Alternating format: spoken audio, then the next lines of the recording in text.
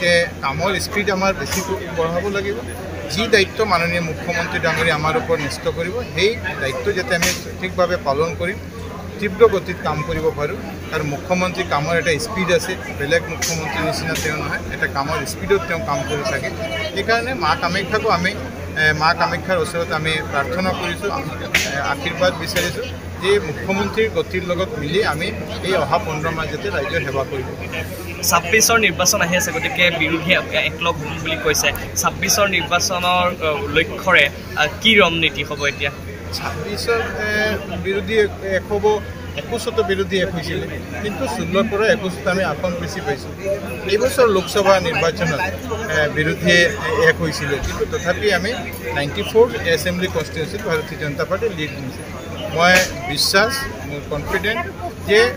মাননীয় মুখ্যমন্ত্ৰী ডক্টৰ হিমন্ত বিশ্ব শৰ্মা ডাঙৰীয়াৰ নেতৃত্বত ভাৰতীয় জনতা পাৰ্টি 2026 চনৰ নিৰ্বাচন 100+ সিট না আজিতো শপত গ্ৰহণ আছে শপত গ্ৰহণৰ পিছত যেতিয়া পোৰ্টফলিঅ' পাম পোৰ্টফলিঅ' পোৱাৰ পিছতহে বাকী প্লেনিংখিনি কৰা হ'ব নিশ্চয় কিন্তু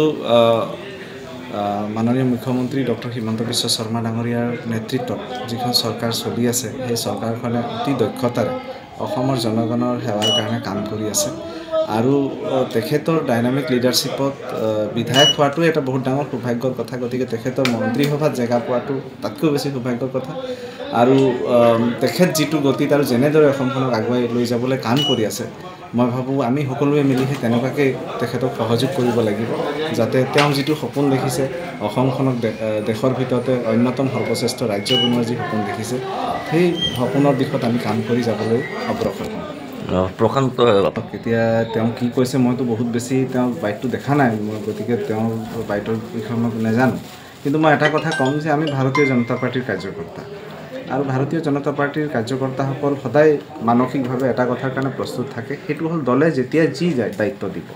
যদি মোক কালি বুথৰ সভাপতি হিচাপে কাম কৰিবলৈ কয় মই বুথৰ সভাপতি হিচাপে কাম কৰিম মোক যদি এদিনৰ কাৰণে কাম কৰিবলৈ কয় মই এদিনৰ কাৰণে কাম কৰিম মোক যদি 100 দিনৰ কাৰণে কাম কৰিবলৈ কয় মই 100 দিনৰ কাৰণে কাম কৰিম দলৰ নেতৃত্বই যেতিয়াই যি কামৰ কাৰণে মোক যোগ্য বুলি ভাবিব মোক যি দায়িত্ব দিব সেইটো নিষ্ঠাৰে পালন কৰাটোৱে মোৰ ডিউটি কিমান দিনৰ কাৰণে দিব কি দিব সেইটোতো আৰু নেতৃত্বই সিদ্ধান্ত ল'ব কিন্তু দলে যেতিয়াই যি সিদ্ধান্ত ল'ব আমি নতশিৰে মানিম প্ৰথমে ঘৰত নিজৰ মাৰ আশীৰ্বাদ ল'লোঁ তাৰপিছত মা কামাখ্যাৰ চৰণত আশীৰ্বাদ ল'বলৈ আহিছোঁ যাতে অসমবাসী ৰাইজৰ সেৱা আন্তৰিকতাৰে নিষ্ঠাৰে যাতে কৰি যাব পাৰোঁ তাৰ কাৰণে যাতে সাহস আশীৰ্বাদ মায়ে মোৰ ওপৰত দিয়ে তাৰ কাৰণে মাৰ চৰণত আহিছোঁ